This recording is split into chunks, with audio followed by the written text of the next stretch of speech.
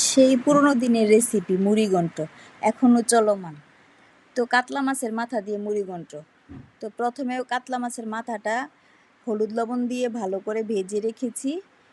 তারপর cube cube করে আলুগুলি কেটে আলুগুলি হলুদ লবণ দিয়ে তেলে ভেজে নিয়েছি।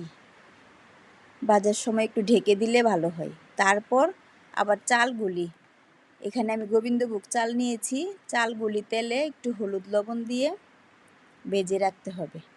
মুড়িঘণ্ট কিন্তু আমাদের সেই কাল থেকে চলে আসছে, এখনও সেইভাবেই চলছে, এর কোনো পরিবর্তন নেই। তো সব ভাজাভুজি শেষ হলো, এখন আসলাম পুরনে। তো পুরনে দিয়ে দিলাম তেল, পর্যাপ্ত পরিমাণ তেল। তারপর দিয়ে দিলাম শুকনা মরিচটা একটু হয়ে আসলে তারপর তেজপাতা, তারপর দিয়ে দিলাম এলাচি দারচিনি।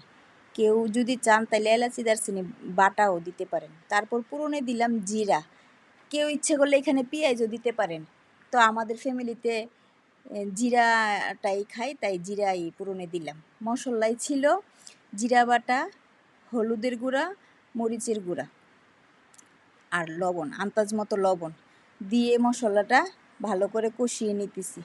কষিয়ে তেল ছেড়ে আসলে তখন সেই মাথা ভাজা, চাল ভাজা, আলু ভাজা সব কিছু দিয়ে আবার একটু ভালো করে কষিয়ে নিতেছি। ভালো করে কষানোর মধ্যে আমি অনেকটা রান্নার স্বাদ আসে। তারপর কষানো শেষ হয়ে গেলে তারপর দিয়ে দিচ্ছি ঝুল। তো ঝুলটা দেওয়ার সময় একটু আন্দাজ করে দিতে হবে, একটু পরিমাণে বেশি দিতে হবে, কারণ চালগুলি এখানে ফুটবে, চালগুলি ফুটার বিষয় আছে। তো আন্দাজ মতো ঝুল দিয়ে নামিয়ে নিলেই হয়ে গেল মুড়িঘণ্ট।